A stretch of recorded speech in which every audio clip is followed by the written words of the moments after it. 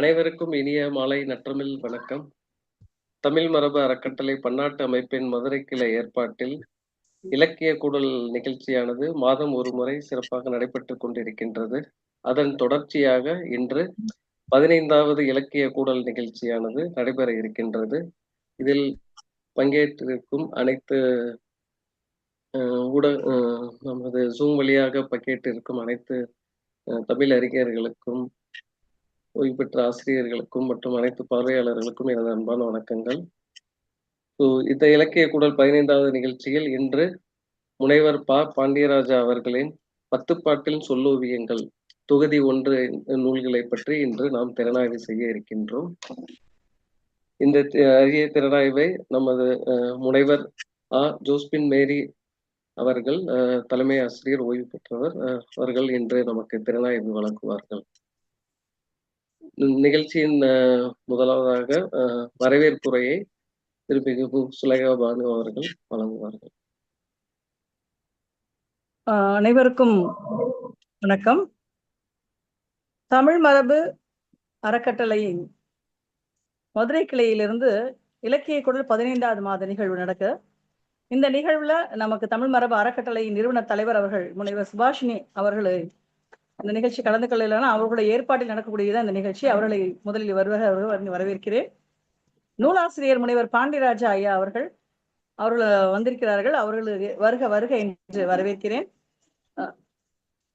10 பாட்டில் சொல்லோவியங்கள் தொகுதி 1 அப்படின்ற நூலை அறிமுகம் செய்ய இருக்கக்கூடிய முனைவர் ஜோஸ்பின் மேரி தலைமை ஆசிரியர் அவர்களையும் நிகழ்வுக்கு வருக வருக என்று வரவேற்கிறேன். இன்னும் கூட இந்த நிகழ்ச்சி நெறியாளி செய்து கொண்டிருக்கிற சகோதரர் சுரேஷ் அவர்களையும், நமக்கு அத்துணை உதவிகளையும் செய்யக்கூடிய முனைவர் இறைவாணி அவர்களையும், இன்னும் இருக்கக்கூடிய அத்துணை தமிழ் உறவுகளையும், தமிழால் இணைந்துள்ள அத்தனை தமிழ் நெஞ்சங்களையும் இந்த நிகழ்ச்சியை பார்த்து கொண்டிருக்கக்கூடிய அனைவரையும் வருக வருக என்று வரவேற்கிறேன்.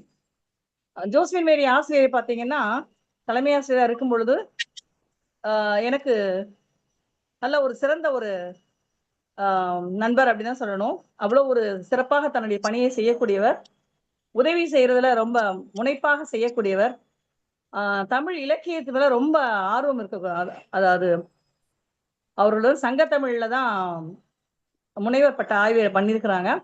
தமிழ் இலக்கிய சங்க தமிழ் இலக்கியங்களை ரொம்ப ஈடுபாடு கொண்டவர்கள். அதனாலதான் அவங்களை நான் தேர்ந்தெடுத்து இந்த 10 பாட்டில் சொல்லோவியங்கள் அப்படின்ற புத்தகத்தை நீங்க தான் பண்ணணும் அப்படின்னு சொன்னேன். அந்த அளவுக்கு ரொம்ப ஆர்வம் உடையது. என்னுடைய உலக சாதனை நிகழ்வின் போது தமிழ் டைப்ரைட்டிங் பண்ணி பிபிடி ரெடி பண்ணி கொடுக்கும் போதெல்லாம் எனக்கு ஆசிரியர் அவ்வளோ உதவி. இத்தனைக்கும் அவர்கள் வேறு பள்ளியின் தலைமை ஆசிரியர் இருந்தாலுமே நல்ல ஒரு உதவி செய்யக்கூடிய ஒரு எண்ணம் கொண்ட ஒரு தலைமை ஆசிரியர். அவர்களை இந்த நூல் அறிமுகம் செய்யறதுன்ற போது அவங்கள செலக்ட் பண்ணது அதனாலதான். ஏன்னா அவங்க இலக்கியங்கள்ல ரொம்ப ஆர்வம் ஈடுபாடு கொண்டவர்கள். அப்படியே தமிழை இலக்கியத்தை அப்படியே கடன்னு அத்துணை இதையும் சொல்லக்கூடியங்க. அதனாலதான் அவங்களை இந்த நூலுக்கு சரியா இருக்கும் அப்படின்னு நான் தேர்ந்தெடுத்தேன். அவர்களை மீண்டும் ஒரு முறை வரவேற்பதில் மிகுந்த மகிழ்ச்சி அடைகிறேன். அத்துணை பேரையும் வருக வருக என்று நல்ல நிகழ்ச்சிக்கு வரவேற்று மகிழ்கிறேன். நன்றி, வணக்கம். நன்றி சுலேகா மேடம். திறனாய்வுக்கு முன்பாக ஐயாவை பற்றிய சிறு குறிப்பு. கடந்த இலக்கிய கூடல் 14ஆம் நிகழ்ச்சியிலும் ஐயாவினுடைய அரிய நூலான நக்கீரர் நடைப்பயணம் நெடுநல் வாடையில் பற்றிய திறனாய்வை நாம் பார்த்தோம். அதன் தொடர்ச்சியாக இன்று மற்றும் ஒரு இலக்கிய நூலினை நமக்காக திறனாய்வுக்காக இந்த நூலானது நாம் இந்த நூலினை தேர்வு செய்திருக்கிறோம். அதற்கு மிக்க நன்றிங்க ஐயா. ஐயாவை பற்றி ஒரு சிறு குறிப்பு. அவர் ஒரு தமிழ் அறிஞர், கல்வெட்டு ஆராய்ச்சியாளர் மற்றும் பேராசிரியர் ஆவார். மேலும் அவருடைய அரிய படைப்பான நக்கீரர் நடைப்பயணம் நெடுநல் வாடை மற்றும் பல கணிதவியல் போன்ற நூல்களை எழுதியுள்ளார் நமக்காக. தினமணி நாளிதழில் கட்டுரைகள் எழுதுவதுடன் சங்கம் பீடியா மற்றும் தமிழ் மரபு அறக்கட்டளை போன்ற தளங்களில் தன்னுடைய அரிய பங்களிப்பை நமக்காக வழங்கியுள்ளார். ஐயா மிக்க நன்றிங்கய்யா உங்களுக்கு இந்த படைப்பை எங்களுக்காக கொடுத்ததுக்கு. மேலும் திறனாய்வுக்கு முன்பாக நமது திறனாய்வாளரை பற்றிய ஒரு சிறு குறிப்பும் உங்களுக்கு கொடுக்க நான் பெருமைப்படுகின்றேன். முனைவர் ஜோஸ்பின் மேரி அவர்கள் ஓய்வு பெற்ற அரசு பள்ளி தலைமை ஆசிரியர் ஆவார். இவர் இளங்கலை படிப்பை வரலாற்று துறையிலும் முதுகலை படிப்பை தமிழ் துறையிலும் படித்து பட்டம் பெற்றவர். மேலும் எம்பில் பிஹெச்டி போன்ற பட்டங்களையும் பெற்றவர். இவர் சங்க இலக்கியங்களில் தமிழர் பண்பாடு என்ற தலைப்பில் முனைவர் பட்டம் பெற்றுள்ளார். இவர் 20 ஆண்டுகளாக உதவி ஆசிரியராகவும் 22 ஆண்டுகள் தலைமை ஆசிரியராகவும் பணியாற்றி 2 ஆண்டுகளுக்கு முன்பு ஓய்வு பெற்றுள்ளார். இவர் ஒரு சிறந்த பட்டிமன்ற பேச்சாளரும் சிறுகதை எழுத்தாளரும் ஆவார். சமீப காலமாக இவர் 8 தொகை காட்டும் தமிழர் பண்பாடு என்ற நூலை வெளியிட்டுள்ளார். இவருடைய தமிழ் பற்று தொடர்ந்து இவரை தமிழ் தொண்டு செய்ய வைத்துள்ளது. இவருடைய இந்த நூல் ஏற்புரையை இன்று நாம் கேட்பதில் மிகுந்த பெருமைப்படுகின்றோம். உங்களுடைய திறனாய்வை வழங்குமாறு கேட்டுக்கொள்கின்றேன். தமிழ் மரபு அறக்கட்டளை பன்னாட்டு அமைப்பின் மதுரை கிளை ஏற்பாட்டில் இலக்கிய குரல் 15 தலைவர் மதிப்புமிகு முனைவர் சுபாசினி அவர்களுக்கும் செயலர் மதிப்புமிகு தேமொழி அவர்களுக்கும் வரவேற்புரை நல்கிய சுலேகா பானு ஆசிரியருக்கும் இந்த நூலினுடைய ஆசிரியர் முனைவர் பாண்டியராஜா ஐயா அவர்களுக்கும் சகோதரர் சுரேஷ் அவர்களுக்கும் அத்துணை பேருக்கும் நம்முடைய தமிழ் சொந்தங்கள் இந்த இணையதளத்தில் இணைந்துள்ள அத்துணை தமிழ் சொந்தங்களுக்கும் அன்பில் நிறைந்த அகசிலிப்புடன் என்னுடைய வணக்கத்தை தெரிவித்துக் கொள்கிறேன். பொதுவாக புலவர்களால் உருவாக்கப்பட்டு கற்றவர்களால் காப்பாற்றப்படுபவை இலக்கியங்கள்.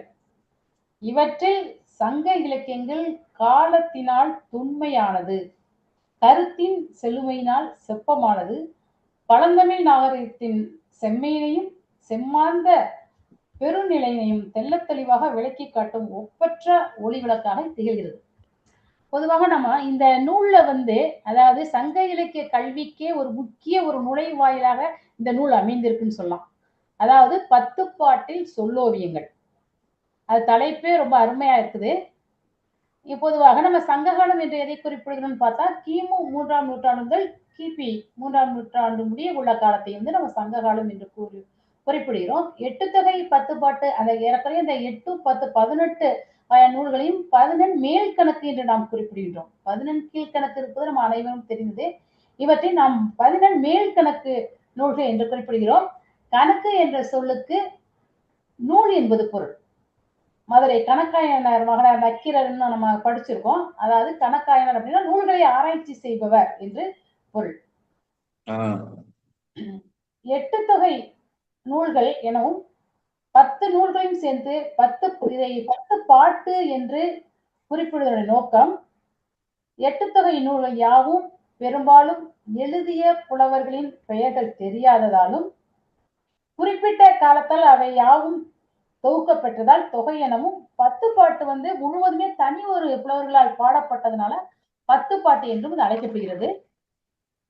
இந்த நூலின் அணிந்துரை ஆசிரியர் முனைவர் தமிழன் கூறியது போல நமக்கு தமிழ் மொழியிடம் பழக தெரிந்திருக்க வேண்டும், அதுதான் முக்கியம்.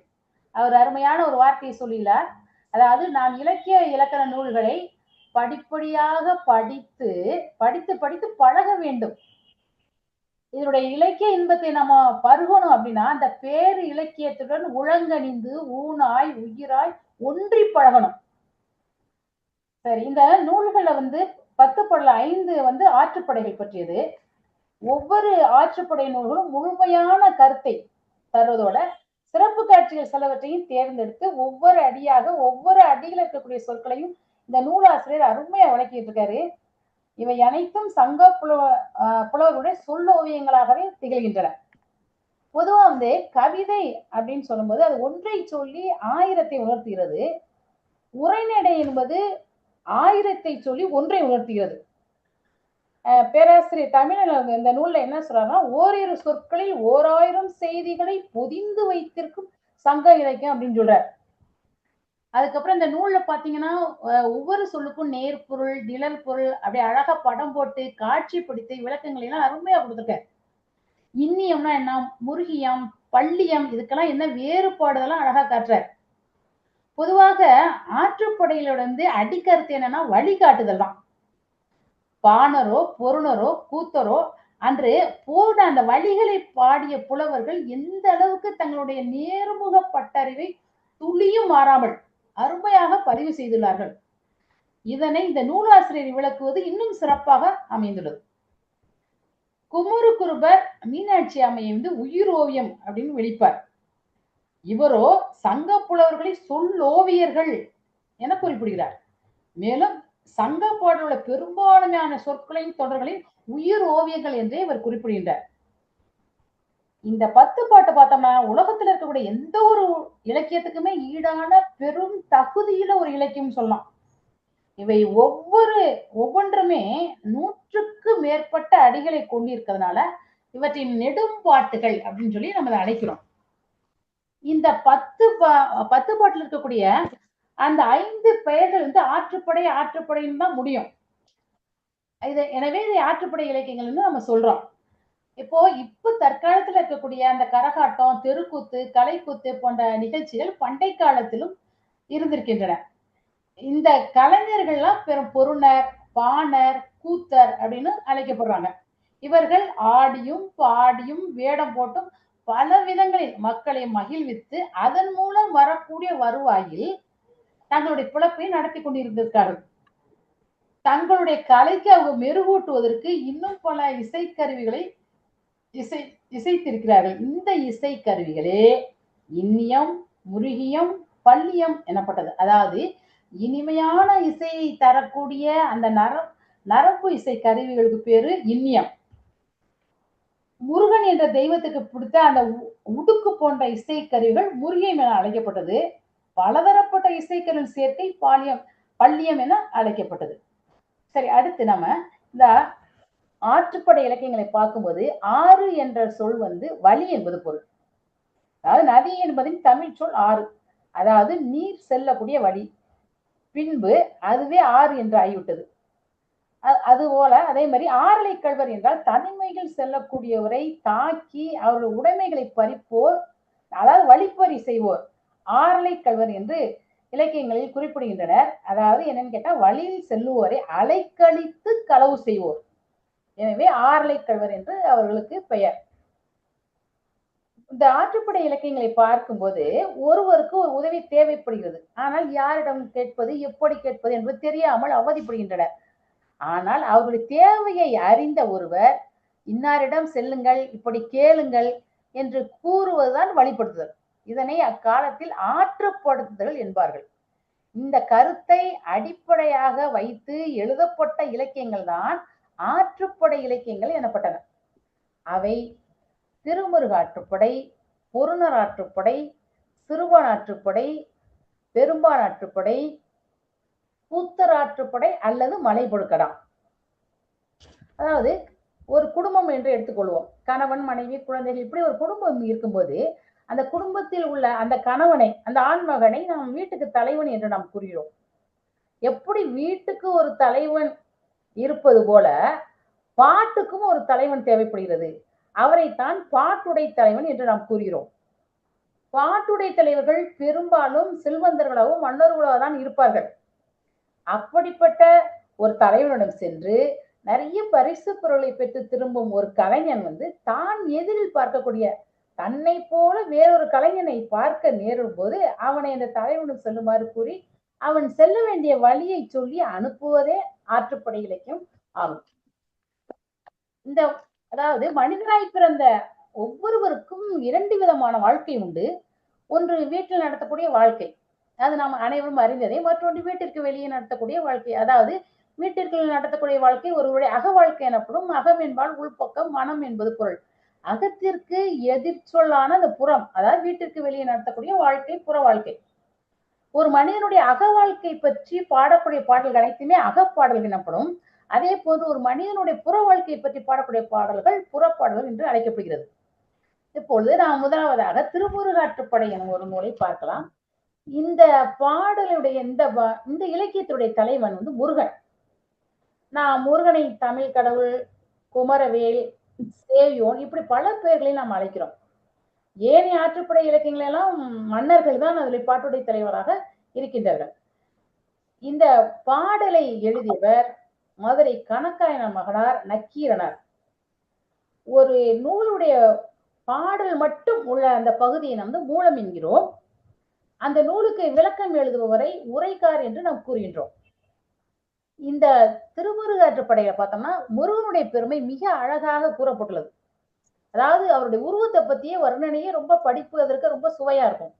அதாவது கடலில் தோன்றக்கூடிய அது காலை கதிரவன ஒளி கீற்றுகளைப் போல ஒளிவிடக்கூடிய மேனியை கொண்டவன் முருகனா. தேடி வந்தோரை காக்கக்கூடிய சிவந்த அடிகளை உடையவன். எதிர்த்து நின்றோரை அழிக்கக்கூடிய இடி போன்ற கைகளை உடையவன். கற்புடை நங்கை தெய்வானையுடைய கணவன். கடம்ப மர பூவாலாகிய மாலையை கழுத்தில் அணிந்திருப்பவன். இப்பேற்பட்ட அந்த முருகனின் திருவடிகளை சேர நீ விரும்பினால் இப்பொழுதே அவனை அடையலாம் என இந்த இலக்கியத்தில் கூறப்பட்டுள்ளது. அது முருகனுடைய திருமுருகாற்றுப்படை கூறக்கூடிய முருகனுடைய 6 படை வீடுகள் எது என்று பார்க்கும்போது மதுரையில் இருக்கக்கூடிய திருப்பரங்குன்றம் எல்லாருக்கும் தெரிந்தது ஒன்று, திருச்செந்தூர், பழனி, சுவாமிமலை, குன்றுத்தோராடல், வளமுதிச்சோலை. இதை நம்ம இப்போ மேப்ல நான் காட்டலாம்னு இருக்கேன். அந்த மேப்ல தான் அந்த 6 படை வீடுகளும் இதுல அப்படியே காட்டப்பட்டிருக்குது. திரு ஆவினன்குடி, பழமுதிர்ச்சோலை, திருப்பரங்குன்றம், இந்த சுவாமிமலை, இது எல்லாமே இது எந்தெந்த இடத்துல இருக்குங்கிறத நம்ம ஒரு ஐடியாவோட தெரிஞ்சுக்கிறதுக்காக தான் இந்த படம். சரி சார், அடுத்து புறநராற்றுப்படையை பத்தி நம்ம பார்க்கலாம். இந்த பாட்டுக்கு தலைவன் யாருன்னு கேட்டா சோழன் கரிகால் திருவளத்தான். இவன் காவிரி பூம்பட்டினத்தை தலைநகராக கொண்டு ஆண்ட ஒரு சோழ மன்னன். இவர் நம்ம எல்லாருக்குமே தெரியும், காவிரி ஆற்றின் குறுக்காக கல்லணையை கட்டி அந்த கல்லணை திருச்சியில இருக்க நம்ம எல்லாருமே பார்த்திருப்போம். இவருடைய காவிரி பூம்பட்டினம் இப்பொழுது பூம்புகார் என்று அழைக்கப்படுகிறது. இது ஏறக்குறைய 248 அடிகளை கொண்ட அந்த பாடல் பாடியவர் முடத்தாம கன்னியார் என்ற ஒரு பெண்பார் புலவர். பொருணன் என்பவர் பாடி நடிக்கக்கூடியவர். கரியார் சோழமனிடம் பாடி நடிச்சு அவன்கிட்ட நிறைய பரிசு பொருளை பெற்று திரும்ப அந்த ஒரு பொருணன் வரக்கூடிய வழியில ஒரு வறுமையில் வாடிக்கிட்டு இருந்த ஒரு பொருணனை பாக்குறாரு. அவன்கிட்ட போய் இந்த கரிகாலன் பத்திய பெருமைகள் எல்லாம் எடுத்து கூறார். அந்த மன்னன்கிட்ட சென்று நீனும் போனீன்னா பரிசுகளை பெற்று உன் வறுமையெல்லாம் போயிரும் அப்படின்னு சொல்லி அவனை ஆற்றுப்படுத்தும் விதமாக இந்த பாடல் அமைந்துள்ளது, இந்த நூல் அமைந்துள்ளது. அதாவது இந்த ஆற்றுப்படை இலக்கியங்கள்ல இருந்து நம்ம என்ன நிறைய விஷயங்கள் தெரிஞ்சுக்கிறோம்னா, அந்த ஊரினுடைய அமைப்பு, அந்த ஊரினுடைய வளங்கள், கரிகார் பெருவத்தினுடைய சிறப்பு, அவருடைய சிறப்பான இயல்புகள், நல்ல குணங்கள், கொடைத்தன்மை அத்தனையும் நமக்கு படம் பிடித்து காட்டுவதாக இந்த நூல் அமைந்துள்ளது. அதாவது வளமிக்க அந்த ஊர்கள் திருவிழாக்கள் நடக்கும். திருவிழா காலங்கள்ல என்ன செய்வாங்கன்னா அந்த பொருணர்கள் சென்று தங்களுடைய கலைத்திறமையை காட்டுவாங்க. மக்களை ரொம்ப மகிழ்ச்சி படுத்துவாங்க. அவர்களுக்கு பரிசு, உணவு எல்லாம் போதிய அளவுக்கு கிடைக்கும். அதுக்கப்புறம் திருவிழா முடிஞ்சோன்னா அவங்க வேற ஊர்களுக்கு போயிடுவாங்க. வேற எங்க பரிசு கிடைக்குமோ அங்கே போவாங்க, இல்லைன்னா மன்னரிடம் போயிடுவாங்க, மன்னர்களிடம் செல்வார்கள். அப்படி ஒரு பொருணருடைய குடும்பம் பயணம் செஞ்சுட்டு இருக்குது. அதாவது போயிட்டு இருக்காங்க. அப்ப பாடினிங்கிறவன் அவனுடைய மனைவி, இந்த பாடனுடைய மனைவி பாடினி. அவள் தன்னுடைய யாழ் வச்சுட்டு பாட்டி செய்து கொண்டே வர்றான். அப்ப அதாவது அந்த வளம் மிகுந்த அந்த சோழ நாட்டில் 4 நிலங்களும் அடுத்தடுத்து 4 நிலங்கள் குறிஞ்சி, முல்லை, மருதம், நெய்தல் இதெல்லாம் அடுத்தடுத்து அமைந்திருக்கும். அதாவது எப்படி வர்ணிக்கிறாங்க அப்படிங்கிறத பார்த்தா சுறா மீன் சுற்றி தெரியுமா, கடற்கரையில இறால் மீனை தின்னுட்டு அந்த நாரைகள் பக்கத்துல இருக்கிற புன்னை மர கிளைகள்ல அமர்ந்திருக்குமா. அப்போது இந்த கடல்ல எழக்கூடிய அந்த அலைகளுடைய உரத்த ஓசை இந்த உரத்த ஓசையினால இந்த நாரைகள் வெருண்டு பயந்து சென்று வேறு இடம் தேடி போமா. எங்க போகும் பாருங்க, அடுத்து இருக்கக்கூடிய மருத நிலத்துக்கு போனா அங்கே என்ன செய்யணும், இங்க என்ன நடக்கும்னா கரும்பு வெட்டுவோர், நெல்லு அறுப்போர் இவங்களுடைய ஆரவாரம் கேட்டுக்கிட்டே இருக்குமா. அதுக்கு அடுத்து நெய்தல் நிலத்துல போகும்போது நில அடப்பங்கொடிகளோடு பகன்றை கொடிகள் படர்ந்து கிடக்கக்கூடிய புனைமறை சோலைகள், ஞாழல் மறை சோலைகள் இடம் இல்லாமல் அங்கே இதுக்கு இடமே இருக்காதான். அதனையும் தாண்டி செம்முல்லை கொடிகள், காந்தல்கள், காட்டு முல்லை கொடிகள், தேதாமரத்தின் உதிர்ந்த பூக்கள், பொன் போன்ற கொன்றை பூக்கள், மணி போன்ற காயாமலர்களுடைய அந்த முல்லை நிலத்துல நடந்து தெரியுமா. கடைசியா என்ன செய்யும்னா மலையடிவார பனை மரம் இருக்கு பாருங்க, அந்த பனை மரம் மடல்ல போய் தங்கி இருக்குமா. அடுத்து பாருங்க, அந்த மக்கள் குடியிருக்கக்கூடிய இடத்த பத்தி எப்படி சொல்றாருன்னா, குலை குலையாய் காய்த்த தென்னை மரங்களாம், தார்த்தரையாய் பழுத்த வாழை மரங்கள், செழுத்த காந்தல் செடிகள், மணலில் கொண்ட சுரபுனை மரங்கள் அடர்ந்து இருக்குமா. இதெல்லாம் அங்க இருந்து பார்த்தா அங்க ஆந்தைகள் வந்து உடுக்கை போல முழங்குமா, வண்டுகள் யாழ் போல இசைக்குமா. அதற்கு ஏத்த மாதிரி இந்த வண்டுகள் இசைக்கு ஏத்த மாதிரி மயில்கள் தொகை விரித்து ஆடுமா. அது எப்படி ஆடுமா, நிலவு போன்ற வெண்மண திட்டுகள்ல அங்கங்கே இடம்பெயர்ந்து ஆடிக்கிட்டே இருக்குமா. இப்படி அடுத்தடுத்து அமைந்த அந்த நானிலங்களை வழப்பம் நிறைந்ததா இருக்குது. அப்புறம் மேலும் அங்க மலைநாட்டார் என்ன செய்வாங்க, அங்கிருந்து வந்து தேனையும் கிழங்கையும் கொடுத்துட்டு மீனவர்கிட்ட மீனும் அதோட மீன் எண்ணெயும் வாங்கிட்டு போவாங்களாம். இப்படி என்ன சொல்ல வராங்கன்னா, 4 வளங்கள் அப்படி நெருக்கமா அமைந்து அவ்வளவு சிறப்பு மிகுந்த அந்த சோலை நாட்டில் குறைகள்ங்கிறதே எதுவுமே இல்லையாம். என்னோட ஒரே குடையின் கீழ கூடிய நெடுங்காலம் ஆண்டு வந்து அந்த சோழ மரபில் தோன்றி கரிகால நீடூழி வாழ்க என்று இந்த பொருணன் சொல்றான். அப்ப பாருங்க எவ்வளவு விஷயங்கள் அதுல நமக்கு கிடைக்குது. அடுத்து இந்த பொருளாற்றுப்படையில இன்னொரு சிறப்பு காட்சிகள் என்ன சொல்லப்படுதுன்னா, யாழினுடைய அமைப்பை பத்தி அழகா சொல்றாங்க. இந்த யாழ் வந்து 4 வகையாக சொல்றாங்க. ஒண்ணு பேரியாழ், மகரயாழ், சகோடையாழ், செங்கோட்டியாழ் என 4 வகைகளாக சொல்றாங்க. அதாவது மலைப்பாங்கான அந்த பகுதியை பார்த்தீங்களா, மலையும் மலை சார்ந்த இடமும் நம்ம குறிஞ்சின்னு படிச்சிருக்கோம். அந்த குறிஞ்சி நிலத்துல அங்க வசிக்கக்கூடிய மக்கள் இசைக்கக்கூடியது வந்து குறிஞ்சி யாழ் அப்படின்னு பேரு. பாலை நிலத்துல வசிக்கக்கூடிய மக்கள் இசைக்கக்கூடியது பாலையாழ். அதுக்கப்புறம் இப்போ வந்து நம்ம வந்து பாட்டுகளுக்கு ராகம் அப்படின்னு சொல்றோம். அது அந்த காலத்துல அவங்களுக்கு பண், குறிஞ்சி பண், பாலை பண் அப்படின்னு சொல்றாங்க. யாழ்ங்கிறது இன்னைக்கு வந்து நம்மகிட்ட கிடையாது. ஆனா அதனுடைய பரிணாம வளர்ச்சி தான் நம்ம வீணை. அந்த காலத்துல பயன்படுத்துற அந்த யாழ் எப்படி இருந்ததுங்கிறத உங்களுக்கு நான் ஒரு படத்து மூலமா காட்டுறேன். இதுதான் பாருங்க, அந்த மயில் மாதிரியே இருக்குது. இதுதான் யாழ். இப்ப இது வந்து கிடையாது. இப்ப நமக்கு வீணை இதனுடைய பரிணாம வளர்ச்சியா தான் வீணை நம்ம பயன்படுத்துறோம். இது வந்து அப்ப இருந்த படத்தினுடைய அமைப்பு. சரி. அடுத்து அப்ப அந்த நாட்கள், அந்த பண்டைய நாட்கள்ல ஆண்கள் வந்து இது தலைமுடி இப்ப மாதிரி இப்ப கிராப் வெட்டிக்கிறாங்களா, அந்த மாதிரி அந்த காலத்துல எல்லாம் ஆண்கள் வந்து தலைமுடி கத்திரிச்சு கொள்றதே கிடையாதாம். வெட்டுறதே கிடையாது. பெண்கள் மாதிரியே அவங்க வளர்த்துருக்காங்க. அதே மாதிரி துணியை வந்து கட் பண்ணி தைக்கக்கூடிய பழக்கமும் அவங்களுக்கு தெரியல, இல்ல அது. ஆனா அந்த ஆடு போன்ற அந்த விலங்குகள் மயிரை குறைப்பதற்காக அவர்கள் கத்திரிக்கோளை வச்சிருந்தாங்களாங்கிற பேர் கிடையாது. அந்த மாதிரி ஒரு கருவியை வச்சிருந்திருக்காங்க. அதுக்கு அந்த புலவர் வந்து மயிர்குறை கருவி அப்படின்னு சொல்லி சொல்றாரு. அதுக்கப்புறம் இந்த இப்ப சாவி அப்படின்னு நம்ம சொல்ல, இன்னைக்கு கிராமத்துல வந்து தொரக்குச்சி அப்படின்னு சொல்லி நம்ம கேட்டுக்கலாம். திறவுகோல் என்பதனுடைய பேச்சு வழக்கா கூட அது இருக்கலாம். அடுத்து இந்த கரிகால் வளவன்ட்ட வந்து என்ன சொல்றான், தான் பெற்ற பரிசுகளை பத்தி எல்லாம் சொல்ல வந்த பொருணன் வந்து முதலில் இந்த அரசன் தன்னை எப்படியெல்லாம் வரவேற்றார் அப்படிங்கிறத பத்தி ஒரு அழகா சொல்றாரு. அவர் அழுக்கடைந்த ட்ரெஸ்ஸை போட்டுட்டு போனாராம். அதை வந்து அவர் என்ன பண்றாரு, அதெல்லாம் களைஞ்சிட்டு புதிய ஆடைகளை, யாரு இந்த கரிகால வளவன் வந்து இந்த பொருணனுக்கு புதிய ஆடைகளை அணிவித்தாராம். அதை எப்படி சொல்றாரு பாருங்க, வேரோடு நினைந்து வேற்றிகளை நுழைந்த துண்ணல் சிதாக துவரணிக்கு.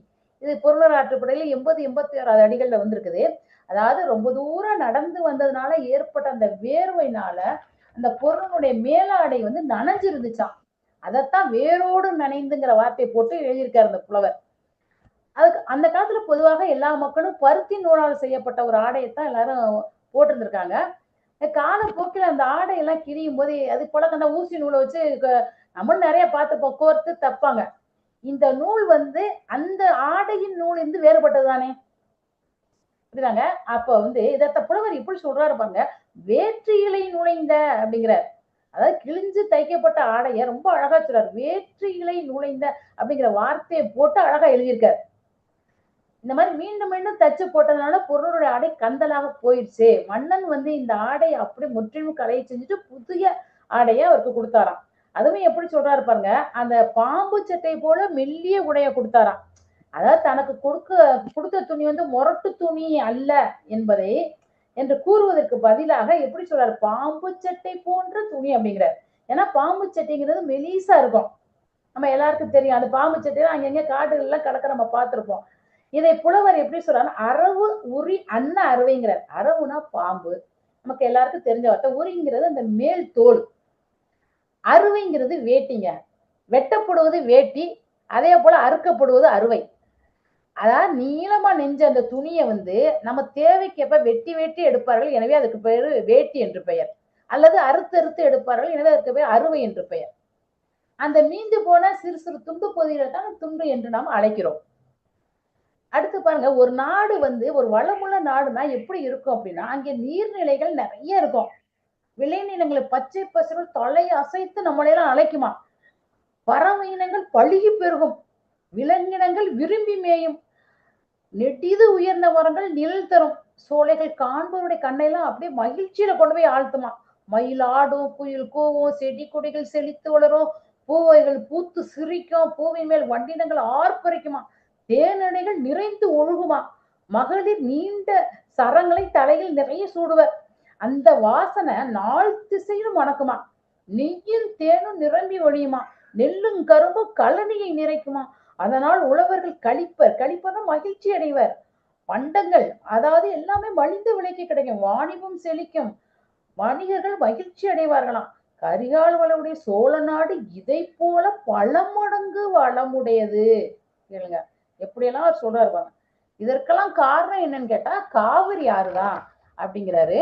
அந்த காவிரி ஆறு என்ன, அந்த ஆறு என்ன செய்யுமா, நறுமண கொடிகளையும் நாணங்களையும் அகிலத்தையும் சந்தனத்தையும் அள்ளிட்டு வந்து காவிரி சுரைகள் தோறும் குவிச்சிருமா, நுரைத்து கொண்டு ஆர்ப்பரித்து கொண்டு வரக்கூடிய பெரு வெள்ளம் ஏரி குளம் குட்டை எல்லாத்தையும் நிறைச்சிருமா. இதைத்தான் எப்படி சொல்றாரு, நுரைத்தலை குறைப்புணல் வரைப்பக்கம் புகுதோறும் என்ற வரிகளில் அப்படியே அருமையா சொல்றாரு. எவ்வளவு பெருமிதம் பாருங்க. அணி நலம் இதெல்லாம் திரும்ப திரும்ப நம்ம படிச்சு இன்புறத்தக்க வகையில் இந்த இலக்கியங்கள் அமைஞ்சிருக்கு. அடுத்து பார்க்கையில இது நிறைய செய்திகள், இது நான் கொஞ்சம் மட்டும் தான் உங்களுக்கு சொல்லியிருக்கேன். அடுத்து சிறுவனாற்று படையில என்ன சொல்லியிருக்காங்க அப்படின்னா, பொதுவாக பாணர் என்பர் பாடுவதில் நல்ல கலைஞர்கள். அவங்க தன்னோட பாட்டுக்கு நல்லா இனிமை சேர்க்கிறதுக்காக சில இன்னிசை கருவிகளை இசைப்பார்கள். அந்த யாழை இசைப்பவர்கள் யாழ்ப்பாணர் என்று பெயர். இன்னைக்கு நம்ம இலங்கையில யாழ்ப்பாணங்கிற ஊர் இருக்குது, நம்ம எல்லாருக்கும் தெரியும். அது ஒருவேளை யாழ்ப்பாணர்களுடைய குடியிருப்பா கூட அது இருந்திருக்கலாம். யாழ் ஒரு நரம்பு இசை கருவிங்க. அதுல இருக்கக்கூடிய நரம்புகளுடைய எண்ணிக்கைக்கு தகுந்த மாதிரி பெரிய யாழ் சிறிய யாழ் எனப்படும். பேரியாழ் சீரியாழ் என்று அதுக்கு நம்ம அழைக்கிறோம். அந்த பெரிய யாழை வாசிக்கக்கூடிய பாணர் பேர் பெரும்பாணர், சிறிய யாழை வாசிக்கக்கூடிய பாணர் சிறுபாணர். இவ்வளவுதான். ஒரு மன்னன்ட்டு பரிசுகளை பெற்று திரும்பக்கூடிய சிறுபாணன் ஒருவன் வறிய நிலையில கூட இன்னொருத்தனை பார்க்கறான். இதேதான் பார்த்துட்டு அவனும் தன்னை போல அந்த மன்னன்ட்ட போயிட்டா நல்ல பரிசு பெறலாங்கிற ஆற்றுப்படுத்தி கூறுவது அந்த சிறுபாணாற்று படை. இந்த இலக்கியத்துல 269 அடிகளை கொண்டது. இது யாரு எழுதுனா நத்தத்தனார் என்ற ஒரு புலவரால் பாடப்பட்டது. இவர் இடைக்காலி நாட்டை சேர்ந்த நல்லூர்கிற ஊரை சேர்ந்தவர். இவர் இடைக்காட்டு நல்லூர் நத்தத்தனார் அப்படின்னு அவர் பேரே அந்த மாதிரி அவர் அழைக்கிறாங்க. இவரால் பாடப்பட்ட மன்னன் யாருன்னு பார்த்தா நல்லியக்கோடன் என்ற அரசன். இவன் ஓய்மான் நாட்டை சேர்ந்தவர். எனவே இவர் ஓய்மான் நாட்டு நல்லியக்கோடன் என்றே இவர் அழைக்கப்படுகிறார். அடுத்து இந்த இதுல என்ன சொல்றாங்க அப்படின்னா, அதாவது ஒரு சம்பவத்தை அப்படியே நமக்கு கண் முன்னாடி கொண்டு வராங்க. இளவேனில் காலம் முடிஞ்சு அப்படியே முதுவேனில் காலம் தொடங்கக்கூடிய காலம் கோடை காலம்னு வச்சுங்க.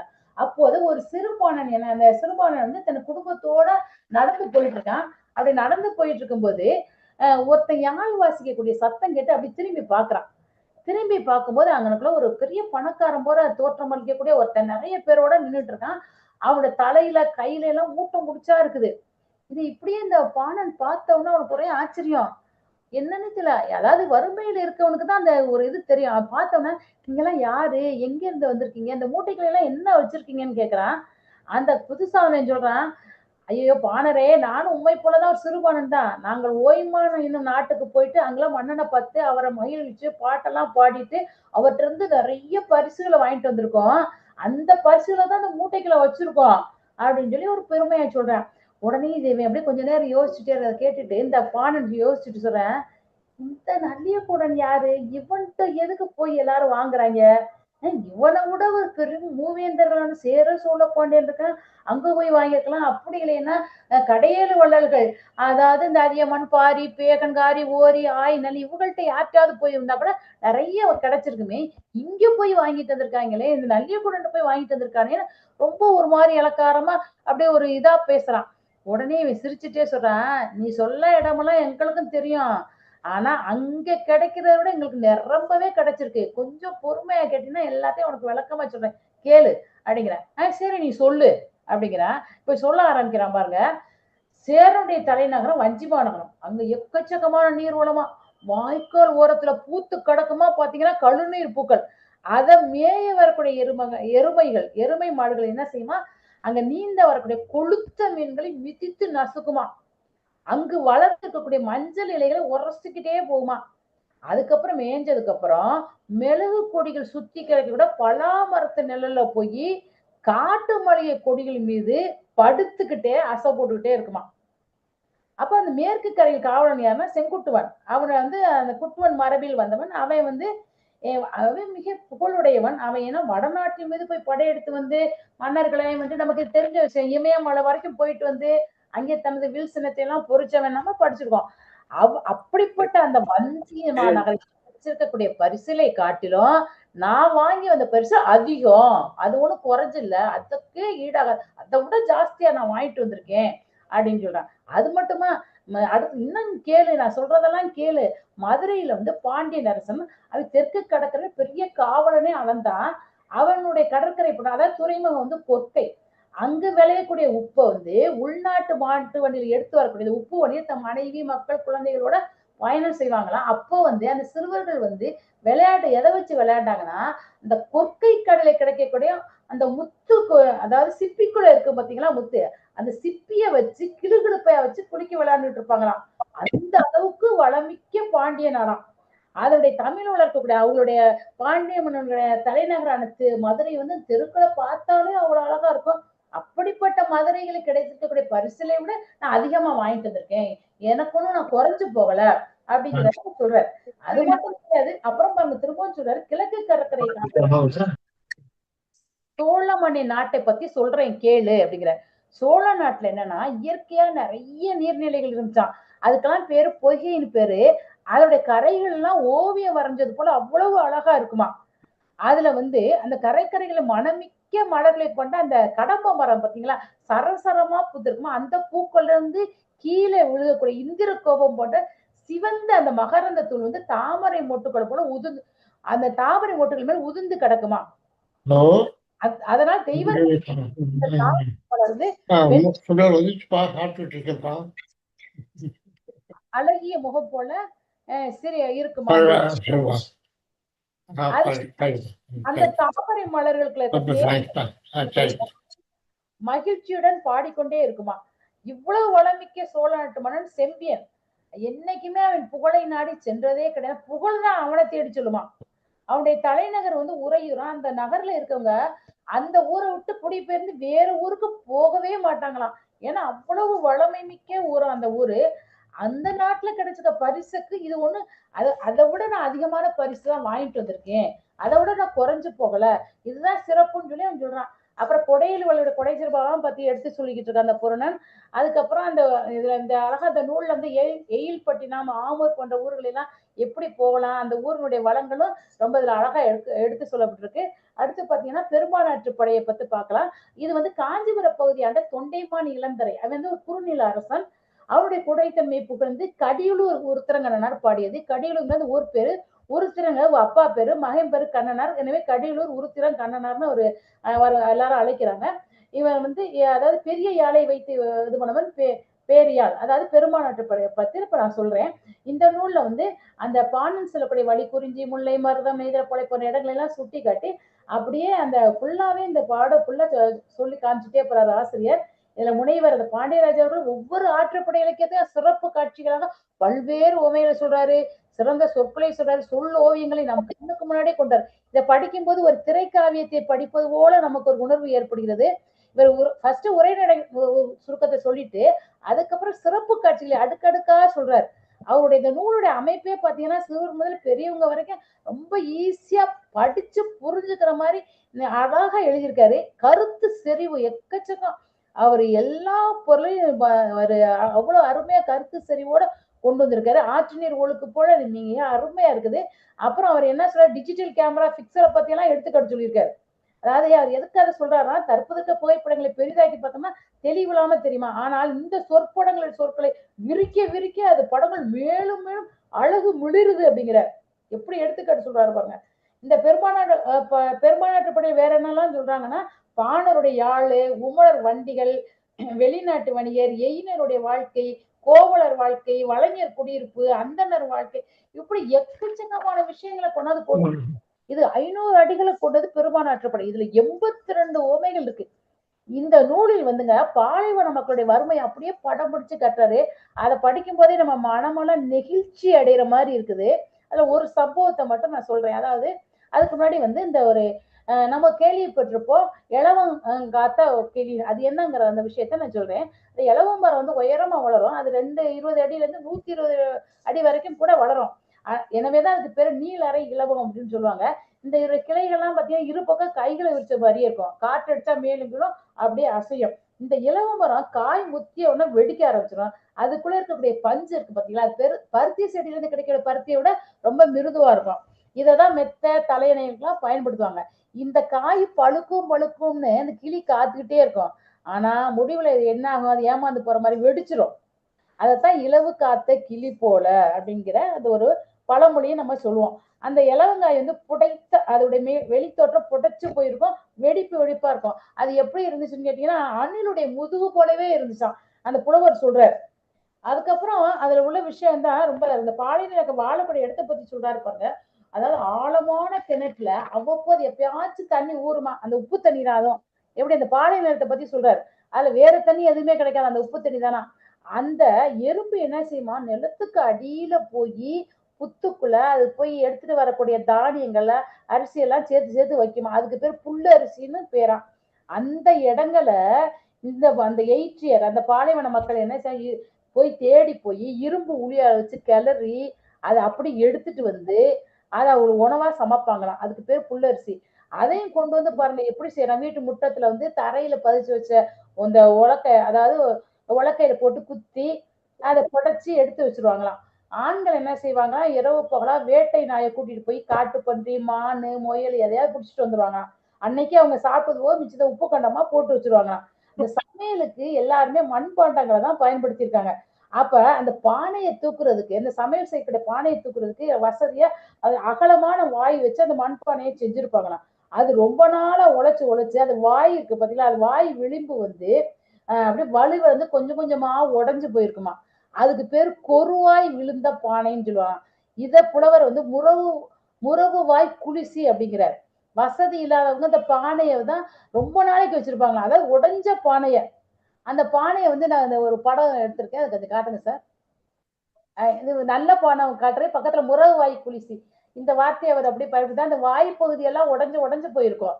அதையே தான் அவங்களுக்கு வேற்று பானை கூட வாங்க முடியாம அதை பயன்படுத்திருக்காங்க பாருங்க. அதுக்கப்புறம் அந்த அடுப்பை பத்தி சொல்றாரு. அடுப்புல வந்து 3 குமுள் இருக்கும். அதுல ஒரு குமுள் வந்து அப்படியே உடைஞ்சு போய் செதஞ்சு போய் இருக்கும். அப்ப அந்த பானையை தூக்கி அதுல வைக்கும்போது நேராவே இருக்க சாஞ்சுதான் இருக்குமா. அதுல உப்பு தண்ணியை ஊத்தி அந்த அடுப்புக்கு பேர் வந்து அந்த மழுங்கி போன அந்த செதஞ்சு போனதுக்கு பேர் மூலின்னு பேரா. பாருங்க அந்த மூலி, அதாவது அந்த செதஞ்சு போன அந்த அடுப்புக்கு பேர் மூலி. அந்த பானையை அடுப்புல வச்சு சாஞ்ச நிலையில தான் இருக்குமா. இந்த கொருவாய் சட்டியை கொண்டு மூலியா போன அடுப்புல உப்பு தண்ணியில உழ வச்சு கிளறி எடுத்துட்டு வந்து அந்த புல்லரிசியை போட்டு அதோட உப்பு கொண்டத்தையும் போட்டு அதை வடிக்காம பொங்கி சமைச்சு சாப்பிட்டுருக்காங்க. தணல்லையே அது புழுங்கிருக்காங்க. இது 8 இயர்ஸ் இப்படிதான் 8 இயர் இருந்து சோறாக்கியிருக்காங்க. இதுல என்ன ஒரு வேடிக்கைன்னா இந்த ஆக்குன சோத்தை அப்படியே என்ன பண்ணுவாங்கன்னா அவங்களுடைய விருந்தினர்களோட சேர்ந்து உட்கார்ந்து மன மகிழ்ச்சியோட சாப்பிடுவாங்க. அதத்தான் அவர் சொல்றாரு. உளிவாய் சுரையின் மிளிர மிண்டி இருநில கரம்பை படுநீர் ஆடி முன்புள் அடக்கிய வெண்பல் ஏற்றிய பார்வையாத்த பறைதாள் விலவன் அப்படின்னு சொல்றாரு. வறுமை நிலையில கூட விருந்தினரை உபசரிச்சுட்டு அவங்க சாப்பிட்டு இருக்காங்க அப்படிங்கிறத பத்தி சொல்றாரு. அடுத்ததாக நம்ம ஒரு மலைப்படுக்கலாம், அதாவது கூத்தராற்றுப்படையை பத்தி பார்க்கலாம். அதுல வந்து 583 அடிகளை கொண்டது. பாட்டுடை தலைவன் பல்குன்ற கோட்டத்து செய்னன. இவருடைய தலைநகரம் செங்கன்மா. திருவண்ணாமலைக்கு மேற்குல அது இருக்குது. செங்கங்கிறது அந்த ஊரு. இப்ப வந்து செங்கங்கிற பேர்ல இருக்குது. இதனுடைய ஆசிரியர் ரணியமுட்டத்து பெருங்குன்றார் பெருங்கௌசியனார். இந்த மலைப்படுக்கடாங்கிறது ஒரு, அதாவது மலையில் ஏற்படக்கூடிய ஓசைகளை பற்றி கூடக்கூடிய பகுதி. யானைக்கு மதம் பிடிச்சிச்சுன்னா அது நெற்றியில வந்து அது பொட்டுல இருந்து சிறு துளை வந்து நீர் ஒளியுமா. அந்த நீர் ஒழுக்கை கடாம்னு சொல்லுவாங்க. மதம் பிடித்த யானை நீர் ஒழுக்கு குன்றுகளிலிருந்து ஏற்பட ஓசைகளை உருவகமா கொண்டு இந்த ஆசிரியர் வந்து அதுக்கு பேரு மலைப்படுக்கடாம் அப்படின்னு சொல்லியிருக்காரு. இது இந்த திறந்த வெளியில என்ன செய்யுமா, அந்த மான் இதெல்லாம் மேய்ஞ்சிட்டே இருக்குமா. அந்த கொடிமையான விலங்குகள் போய் அதை போய் அடிச்சு சாப்பிட்டுட்டு இறந்து போன இறைச்சி சாப்பிட்டது போக மிச்ச இறைச்சி இழுத்துக்கிட்டே தான் இருப்பிடத்துக்கு வருமா. அது இறைச்சி துண்டுகள் அங்கங்கே செதஞ்சு போய் கிடக்குமா. அது மற்ற விலங்குகள் என்ன செய்ய பயந்துகிட்டே கொஞ்சம் கொஞ்சம் தின்றுமா. வானத்துல இருக்கிற பருந்துகளும் விலங்குகளும் வட்டமிட்டுட்டே இருக்குமா. தான் கண்ணுக்கு தெரிஞ்ச இறைச்சி துண்டுகளை பாய்ந்து சென்று அப்படி சாப்பிட்டுட்டு இருக்கோம். புலவர் ஒரு நாள் போனப்ப இது எப்பவும் போல நடந்திருக்குது. அப்ப வந்து என்ன செஞ்சிருக்காப்புல, அந்த பருந்து என்ன பண்ணிருக்குது, ஒரு செங்காந்தல் மலரை போய் எப்பவுமே அதெல்லாம் காலில் தான் எடுக்கும். காக்கா மாதிரி அழகுல எடுக்காது. அது இறைச்சி நினைச்சு எடுத்துட்டு போயிடுச்சு. அங்க போய் கிளையில போய் உட்காந்துட்டு அது கொத்தி தின்னு பார்த்திருக்கு. அது ஒரு மலருங்கிறதுனால தூக்கி போட்டுருச்சு. அப்ப என்ன புலவர் என்ன சொல்ல வர்றாருன்னா, அது மாதிரி போட்ட பூக்கள் வந்து அந்த நிறைய பறவைகள் போட்டது ஒரு பெரிய பாறையில போட்டு அது பெரிய பரப்பி கிடந்துச்சாம். அதை பார்த்த உடனே புலவருக்கு என்ன வேலன் வெறியாட்டுக்கெல்லாம் ஞாபகத்துக்கு வந்துச்சாம். நம்மளுடைய சங்க இலக்கியங்கள் எல்லாத்துமே வேலன் வெறியாட்டுங்கிறது நல்லா எல்லாருக்கும் தெரியும். அது என்னன்னு கேட்டீங்கன்னா, வேலன் வெறியாட்டுன்னா திருவிழா காலங்களில் சாமி ஆடிட்டு வருவார் அவரு. ஆவேசமா அப்படியே சுத்தி சுத்தி வந்து கூட அவரை நிறைய பேர் வணங்குவாங்க. அவருக்கு குறியெல்லாம் சொல்லுவாரு. இதை வந்து வேலன் வெறியாட்டுமா. இவர் என்ன சொல்றாரு, அதை வந்து அதை பார்த்த உடனே அவங்க இந்த வேலன் வந்து கழுத்து நிறைய மாலை போட்டு அந்த மாலை இப்படி சுத்தி போடும்போது இதெல்லாம் போய் விழுந்து கிடக்குமா. அது மாதிரி அவருக்கு அந்த காட்சி தெரிஞ்சான். இவ்வாறு இப்போ வந்து இந்த மாதிரி ஒவ்வொரு ஆற்றுப்படையிலும் மிக அழகாக ஒரு திரைப்படம் பார்த்த மாதிரியே நம்ம கண் முன்னாடி கொண்டு வந்திருக்காரு. இந்த நூலினை நம்ம ஒவ்வொருவரும் படிச்சு இன்புற வேண்டும் கேட்டுக்கொண்டு முடிக்கிறேன். நன்றி, வணக்கம். ரொம்ப அருமை மேடம், ரொம்ப அருமையா இருந்துச்சு உங்களுடைய உரை. அது உண்மையிலேயே வந்து உண்மையிலேயே அந்த சொல் ஓவியங்கள் அப்படி 10 பாட்டில் சொல் ஓவியங்களை வந்து ஒரு நிறைய ஓவியங்களோடையும் வந்து எங்களுக்கு காமிச்சிங்க இருந்தது. ஏன்னா இது ஒரு அரிய நூல் அது. ஸோ இந்த நூலை வந்துட்டு நீங்க திறம்பட வந்துட்டு பர்டிகுலரா பார்த்தீங்கன்னா அந்த ஆற்றுப்படைகளை பத்தி வந்து சொன்னது ரொம்பவே அருமையா இருந்தது அது. ஸோ இதுல இருந்து பார்த்தீங்கன்னா அந்த காலத்துல இருக்கக்கூடிய கலைகள், அந்த இயற்கை மற்றும் நகரங்கள் இதை பற்றிய அரிய தகவல்கள் வந்து எங்களுக்கு கொடுத்தீங்க இருந்தது. அது ஜஸ்ட் உள்ளது உள்ளபடியே காட்டக்கூடிய ஒரு கால கண்ணாடியா வந்து இருந்துச்சு அது. ரொம்ப நன்றி மேடம். ஐயா அவர்கள் உங்களுடைய கருத்துக்களை சொல்லுங்க. அனைவருக்கும் வணக்கம். ரொம்ப நாளைக்கு முன்னால நான் எழுதின அந்த புஸ்தகம் அது. நான் முதல்ல எழுதின புஸ்தகம் இது. ரொம்ப நானே அதில் என்னெல்லாம் எழுதியிருக்கேங்கிறத மறந்துட்டேன்.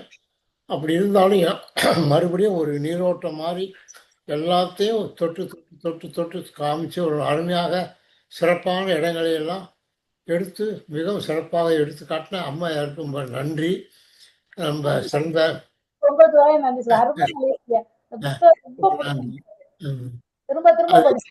என்னுடைய நோக்கம் என்னன்னா, அதுல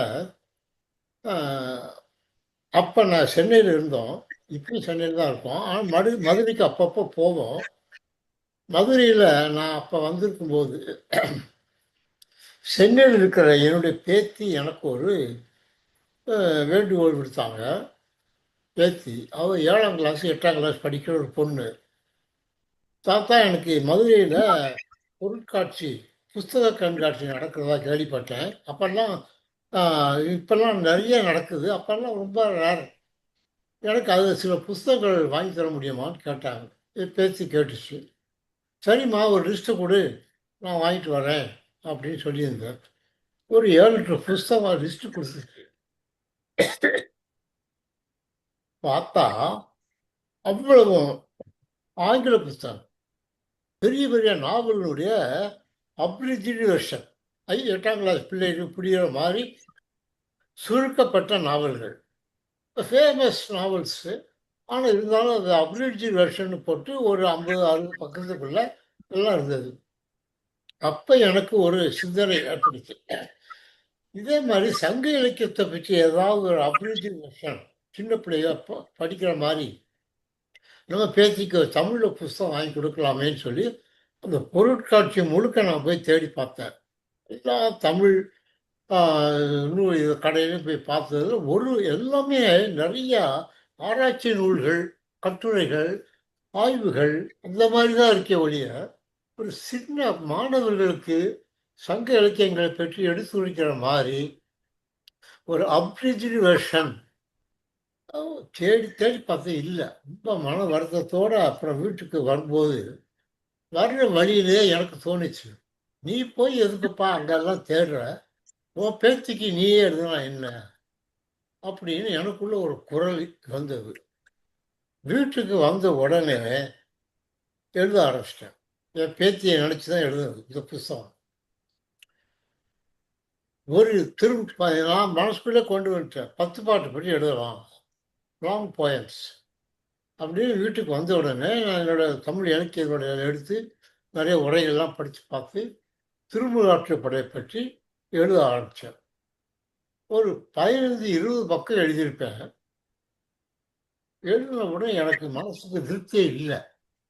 ஏன்னா ஒரு 8ஆம் கிளாஸ் படிக்கிற ஒரு மாணவனுக்கும் மாணவிக்கும் புரிகிற மாதிரி சங்க இலக்கியத்தை கொண்டு வந்து சொன்னால் அதில் நிறைய விஷயங்களை விட்டுவிட வேண்டியது.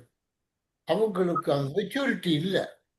இப்போ அவங்களுக்கு தேவையான சரக்கு சொல்லணும்னா அதை வடிகட்ட வேண்டியிருக்கு, அல்லது நிறையா அந்த கண்டென்ஸ்டு மெட்டீரியலை தண்ணி ஊற்ற வேண்டியது, தண்ணி ஊற்றி டைல்யூட் பண்ண வேண்டியது. எனக்கு அது பிடிக்கல. சங்க இலக்கியத்தை அதனுடைய அந்த ஒரிஜினல் டேஸ்ட்டு மாறாமல் மாணவர்களுக்கு எடுத்து வைக்கணும்னா 8ஆம் கிளாஸ் மாணவர்களுக்கு சொன்னால் கதை சொல்கிற மாதிரி சொல்லலாம். எனக்கு அது உடன்படலை. அழுது கிழிச்சு போட்டுட்டேன். அப்புறம் யோசிச்சு பார்த்தேன், அப்போ 8ஆம் கிளாஸ் மாணவர்களுக்கு புரியுற மாதிரி அந்த இலக்கியத்தை கொண்டு போக முடியாட்டி ஒரு 12 அல்லது ஒரு கல்லூரியில் படிக்கக்கூடிய பட்டப்படிப்பு மாணவர்களுக்கு புரிகிற மாதிரி கொண்டு வர முடியுமாங்கிற நோக்கத்தோடு தான் முதல்ல இளைஞருக்கான 10 பாட்டு அப்படின்னு சொல்லி அந்த புஸ்தகத்தை எழுதுனேன். அப்போ 10 பாட்டுக்கும் ஒவ்வொருக்கும் ஒரு 28 பக்கம்ல 250 பக்கம் ரொம்ப பெருசாக போயிடும் அப்படின்னு சொல்லி அதை 5-5 2 பிரிக்கலாம்னு சொல்லி ஆற்றுப்படை கரெக்டாக 5 வந்தது. அதனால் 5 முதல் தொகுதி போட்டேன். அது படிக்கும்போது தான் எனக்கு கிடைச்சது. இது புலவர்கள் it is not just a narration, சொல்லிக்கிட்டே போகல. அவங்க ஒவ்வொன்றையும் காட்சிப்படுத்துகிறார்கள். விஷுவலைசேஷன் கண்ணு முன்னால் கொண்டு வந்து அந்த காட்சியை காமிக்கிறாங்க. அடுப்பில் சோறு வேகுதுன்னு சொல்லலாம், அவ்வளோதான். பானையில் சோறு வேகுது. அது ஏன் அந்த வாயை பற்றி அவர் பேசுகிறார்? இந்த பானை விளிம்பு இருக்கும், மண்பானையில் பானை இருக்கும், விளிம்பு இருக்கும். அந்த விளிம்பை பிடிச்சி தான் தூக்க முடியும். 5 வருஷம் 10 வருஷம் ஆன பானையை தூக்கணும்னா டப்புன்னு விட்டுரும். எங்கள் வீட்டில் நாங்கள் வச்சுருக்கோம், நானே தூக்கியிருக்கேன். டப்புன்னு விட்டா டப்புன்னு கீழே வந்து உடஞ்சி போயிடும். அதனால் பார்த்து தூக்கம். அதாவது அவ்வளவு வறுமையான ஒரு குடும்பம்ங்கிறது தான் அதை கொண்டு வர்றாங்க.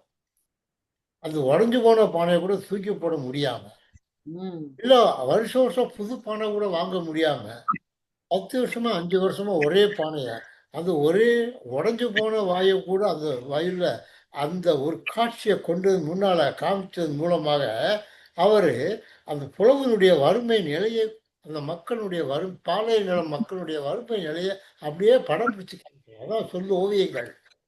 சொல்லினாலேயே ஒரு ஓவியம் தீர்க்கிறாங்க. அதை நீங்கள் அருமையாக அந்த படத்தையும் நான் ரொம்ப கஷ்டப்பட்டு தான் இன்டர்நெட்டில் தேடி கண்டுபிடிச்சேன். அதை நீங்கள் இங்கே கொண்டு வந்து காமிச்சீங்க. ரொம்ப அருமையான, நான் ரொம்ப ரொம்ப ரசித்து ருசித்து காமிச்சு படித்த அந்த சில வரிகள் அதெல்லாம். ஏன்னா அந்த சொல் ஓவியங்கள் என்னென்ன அப்படியே வார்த்தையினாலேயே அவங்க கொடுக்குற வர்ணனைகள் நம்ம கண் முன்னாலே கொண்டு வந்து காமிப்போம். அப்போ அவர் எதை பார்க்குறாரோ, ஒரு புலவர் எதை பார்க்குறாரோ அதை நாமும் பார்க்குற மாதிரி நம்ம மனக்கண் முன்னால் கொண்டு வந்து நிப்பாட்டுறாரு. அந்த விஷுவலைசேஷன் எஃபெக்ட் எவ்வளோ தூரம் இருக்குங்கிறத மக்களுக்கு சொல்லணும். ஏன்னா சங்க இலக்கியங்களில் ஆர்டினரி போயிட்ரி கிடையாது, விஷுவல் எஃபெக்ட். நான் அமெரிக்கன் காலேஜில் நான் இப்போ ரிட்டையர்ட் ஆகிட்டேன்.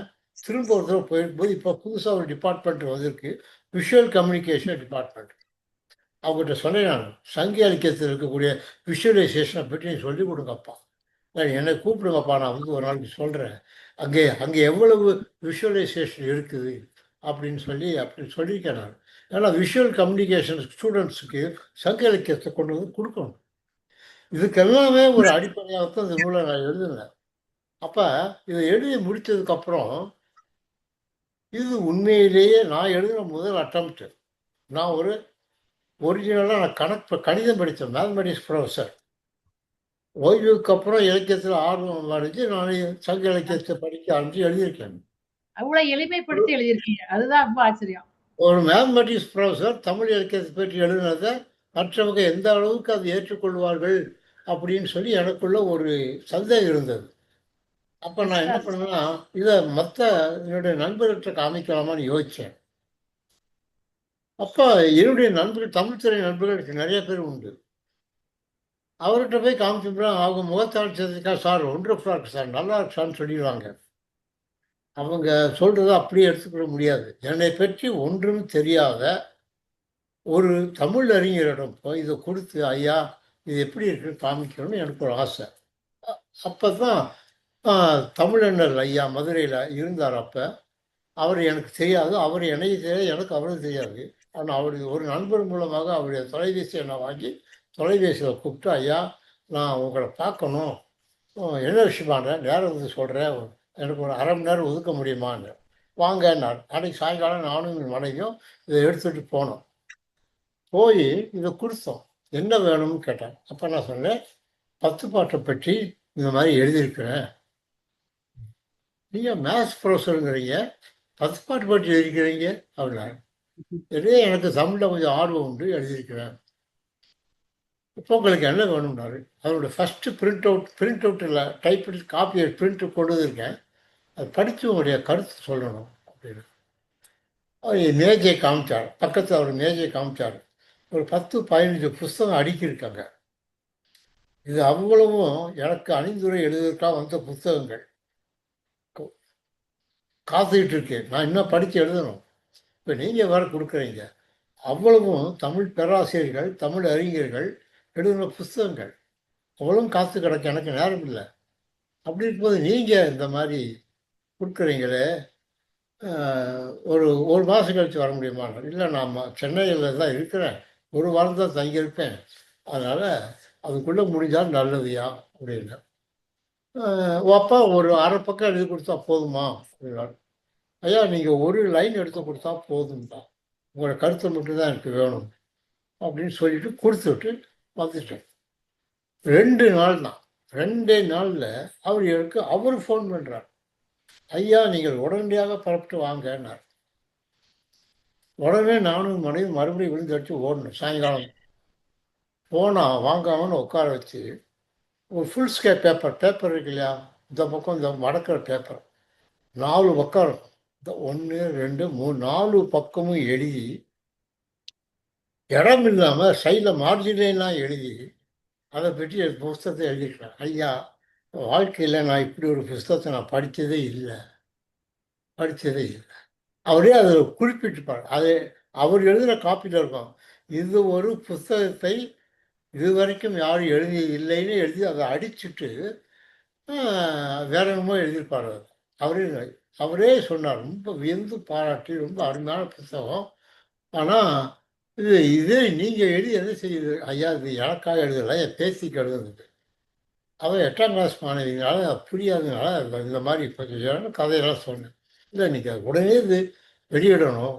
எனக்கு அந்த மாதிரியெல்லாம் ஆசையெல்லாம் இல்லை, நான் எழுத்தாளன் இல்லை, ஏதோ எனக்கு தோணிச்சு எழுதுனேன். இல்லை நீங்கள் போய் பாருங்கள், சென்னையில் பெரிய பதிப்பகம், நீங்கள் போய் பாருங்கள். உடனே ஃபோன் பண்ணி நீங்கள் சென்னைக்கு போகும்போது அவரை போய் பாருங்கண்ணா. அதே மாதிரி சென்னைக்கு வந்ததுக்கப்புறம் நான் எடுத்துகிட்டு போய் அவரை போய் பார்த்தேன். அவர் அப்படியே பார்த்தாங்க. பார்த்துட்டு ஒரு 1 லட்சம் ரூபா கொடுத்தீங்கன்னா நான் போட்டுறேன்னார். என்னையா கேட்குறீங்களா? இல்லைங்கய்யா, இந்த காலத்தில் சங்க இலக்கியங்களை படிக்கிறதுக்கு ஆள் கிடையாது, ஒரு கணித பேராசிரியர் எழுதியிருக்கேங்கிறீங்க, இதுக்காக மார்க்கெட்டில் போகாதியா. ஏதோ உங்கள் ஆசைக்காக அவர் சொன்னாருங்கிறதுக்காக நாங்கள் உங்கள் செலவில் போடுறோம், வருமானத்தை விற்க உங்களுக்கு காசு கொடுத்துருந்தோம். ஐயா நான் வருமானத்துக்கு எழுதலை, எனக்கு வருமானம் நிறையா இருக்குது, போதும், கடவுள் கொடுத்த சொத்து போதும். இந்த தமிழ் மக்களுக்கு இப்படி ஒரு பார்வை இருக்குன்னு போய் தெரியணுங்கிறதுக்காக எனக்கு வேணாம், நம்ம 1 லட்ச ரூபா கொடுத்து நான் போட்டு சம்பாதிக்க இருக்க எழுதலை. நீங்கள் எழுதி அதோடைய வருமானத்தில் நீங்கள் வச்சுக்கோங்க, எனக்கு ஒரு 10 காப்பி கொடுக்க போதும் அப்படின்னு சொன்னேன். 10 காப்பி கொடுங்க, என் நண்பர்களுக்கு நான் பகிர்ந்துக்கிறேன். என் சொத்துக்காக பணத்துக்காக நான் எழுதலை, தமிழ் மக்களுக்கு சங்க இலக்கியத்தில் இப்படி ஒரு பார்வை உண்டுன்னு காமிக்கணும். அதுக்காக அவரை கூடியா இருக்கேன் அப்படி போட்டேன். அப்புறம்தான் நல்ல வேலையாக நம்முடைய சுபாஷினி அம்மாவர்கள் இந்த மாதிரி கேள்விப்பட்டு அவர்களுடைய பதிப்பகத்தின் மூலமாக வெளிவந்தது. தமிழ் மரபு அறக்கட்டளை மூலமாக அவங்க. ஐயா அருமையான புத்தகம் அது. ஆமா. உண்மையில வந்து ஆற்றுப்படை இலக்கியங்கள் இவ்வளவு எளிமையா கொடுக்க முடியுமானே தெரியல எனக்கு. அருமை, நிறைய செய்திகள் கொடுத்திருக்கீங்க. திரும்ப திரும்ப அது படிக்கிறதுக்கு எப்படி ஒரு வாரம் ஆகும். ரசிச்சு ரசிச்சு படிக்கணும்னா ஒரு மாசம் படிக்கலாம். அருமையா இருக்கு. அப்புறம் அவர் கொடுத்த அந்த ஊக்கத்தினால அடுத்த இன்னொரு 5க்கு தொகுதி 2ம் போட்டேன். முளைப்பாட்டு மற்றதுக்கும் இன்னொரு போட்டு தமிழ் நான் எழுதின தலைப்பு வந்து இளைஞருக்கான 10 பாட்டு தொகுதி 1 தொகுதி 2. இப்போ தமிழ் மரபு அறக்கட்டளை புத்தகமாக போடும்போது இப்படி போட்டால் இன்னும் கொஞ்சம் நல்லாயிருக்கும் அப்படின்னு சொன்னாங்க. அப்போ தான் 10 பாட்டில் சொல்லுவியங்கள் தொகுதி 1 தொகுதி 2 போட்டது. மிக அருமையான ஒரு படித்து நீங்கள் அருமையாக அந்த மக்களுக்கு கொண்டு வந்து சேர்க்குற மாதிரி நீங்கள் சொல்கிறீங்க. முயற்சி எடுத்து படிச்சிருக்கீங்க, டைம் எடுத்து படிச்சிருக்கீங்க. அதுக்கு ரொம்ப நன்றி. அதனுடைய சிறப்பு அம்சங்களையும் சொல்லலாம், நல்ல வழி சொல்லியிருக்கீங்க. ரொம்ப நன்றி. வணக்கம். நன்றி. பார்த்ததுல ரொம்ப மகிழ்ச்சியா. நன்றி. நன்றிங்க, ரொம்ப நன்றிங்க. இதனுடைய நோக்கம், இந்த நூலுடைய நோக்கம், இதனுடைய உருவாக்கத்தை பத்தி எங்ககிட்ட பகிர்ந்துகிட்டதுக்கு உண்மையிலேயே ரொம்ப சிறப்பா இருந்துச்சு. ஐயா அவர்களை ஒரு நேர்காணலுக்காக, தமிழ் மரபு அறக்கட்டளை நேர்காணலுக்காக ஐயா வீட்டுக்கு போயிருந்தோம். அப்ப பாத்தீங்கன்னா, அதான் சொல்றேன், நம்ம ஹுஸ்னாரபானு போன மீட்டிங்ல சொன்ன மாதிரி என்றும் மார்க்கெண்டேயர் அப்படிங்கிற ஒரு பட்டம் நம்ம தமிழ் மரபு அறக்கட்டளை சார்பா ஐயா கொடுத்துருக்கோம் இல்லையா? என்றும் மார்க்கெண்டேயர் அப்படின்ற மாதிரி அவ்வளோ இலக்கியம் சொன்ன உடனே அவருடைய பேச்சு பாத்தீங்கன்னா அவ்வளோ ஒரு இதா இருந்தது. இலக்கியத்துல அவ்வளோ ஒரு ஈடுபாடு. அது மட்டும் இல்லாம ஒரு கணித பேராசிரியர் இருந்துட்டு ஐயா வந்து மதுரையை சுற்றி ஒரு கல்வெட்டு பார்த்ததையும் எங்களோட பகிர்ந்தாங்க. அந்த கல்வெட்டு யாருமே கண்டுபிடிக்க முடியல அப்படின்ற ஒரு ஐயா உங்களுக்கு நினைவு இருக்கும்னு நினைக்கிறேன். நாம நீங்க பார்த்ததை வந்து இந்த சைட்ல இருந்து பார்த்தா எழுத்துக்கள் இந்த மாதிரி வந்திருக்குது, அது யாருமே கண்டுபிடிக்க முடியல, அந்த எழுத்து என்ன வடிவம் தெரியாம இருந்தது, நான் கண்டுபிடிச்சேன் அப்படின்னு சொல்லி, இது மாதிரி ஐயாவோட அந்த நேர்காணல் அப்போ ஐயா சொன்னது வந்து எனக்கு இன்னும் கூட அப்படி நல்லா நினைவுல இருக்குது. கணிதத்தை தாண்டி வரலாறு தமிழ் அப்படின்னு சொல்லிட்டு ஐயாவோட ஆர்வம் தான் எல்லாமே காரணம். இன்னைக்கு தமிழ் மரபு அறக்கட்டளை மூலமா நூல் மட்டுமல்ல, சங்கம்பீடியா அப்படின்ற ஒரு பெரிய வலைப்பக்கத்தையே நம்ம வந்து இது பண்ணியிருக்கோம். எல்லாரும் அந்த வலைப்பக்கத்தை பயன்படுத்தணும். அதுதான் ஒரு முக்கியமான சங்கம்பீடியாவோட உருவாக்கத்தின் நோக்கமே அதுதான். தமிழ் எல்லார் கையிலும் தவழணும், சங்க இலக்கியங்கள் அப்படின்றது தான் ஐயாவோட முயற்சி தான். அதுக்கு தமிழ் மரபு அறக்கட்டளை ஐயாக்கு எப்பொழுதுமே வந்து ஒரு ஊக்கத்தையும் ஒத்துழைப்பையும் என்றைக்கும் கொடுக்கும். நம்ம சுபாஷி மேம் இணைஞ்சிருக்காங்க நம்மளோட. வணக்கம் மேம். மேம் இணைஞ்சாங்க. வணக்கம் வணக்கம் வணக்கம் வணக்கம் சார், நல்லா இருக்கீங்களா? வணக்கம் அம்மா. வணக்கம். வணக்கம் அம்மா. வணக்கம்மா. வணக்கம் எல்லாருக்கும் வாழ்த்துக்கள். வணக்கம். வீட்டுல இருக்கேன், கொஞ்சம் கழிச்சு பேசுறேன், அம்மாட்ட கொடுக்குறேன். பாண்டியராஜா சார் இணைஞ்சிருக்கிறது, அவருடைய நூலை நம்ம திருநாம செய்யறது ரொம்ப சிறப்பு, ரொம்ப மகிழ்ச்சி எனக்கு. நன்றி. நிகழ்ச்சியின் பங்கேற்பாளர்கள் உங்களுடைய கருத்துக்களை பகிரவும். வேற ஏதேனும் கேள்விகள் இருந்தாலும் அவர்கிட்ட கேட்கலாம்.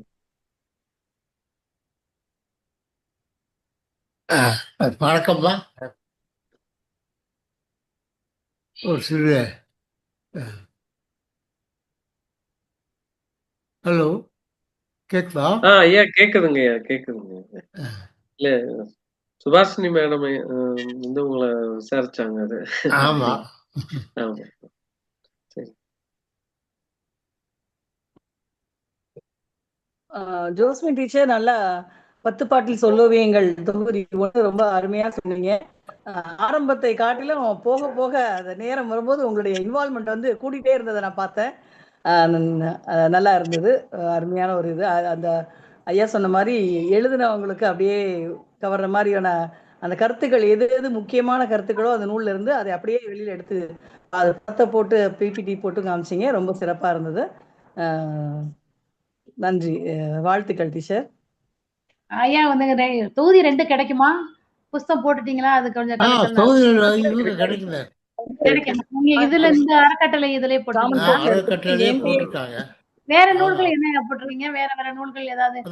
நக்கீரர் நடைப்பயணம் சொல்லி எனக்கு தேவையா? ரெண்டுமே கணிதவியல் ஒரு நூல் இருக்கு. எனக்குல இந்த இலக்கிய சம்பந்தப்பட்ட 2 நூல்களும் ஆமாம், கிடைச்சது. சிறுவனாற்றுப்படை பற்றி எழுதியிருக்கிறேன், சரி. முல்லைப்பாட்டு பற்றி எழுதியிருக்கிறேன். அது இன்னும் வெளி வரணும், அது இன்னும் நிறைய இருக்கு இன்னும். சரி சரி, நீங்க மணி மட்டும் ஜிபே பண்ணிட்டு தமிழ் மரபு அறக்கட்டளை புத்தகம் என்கிட்ட இருக்கு, வாங்கிக்கலாம். சரி உங்களுடைய சரி. வலைப்பக்கத்துல இருந்து வாங்கிக் கொள்ளலாம் நீங்க. ஓகே, வாங்கிக்கிறேன்.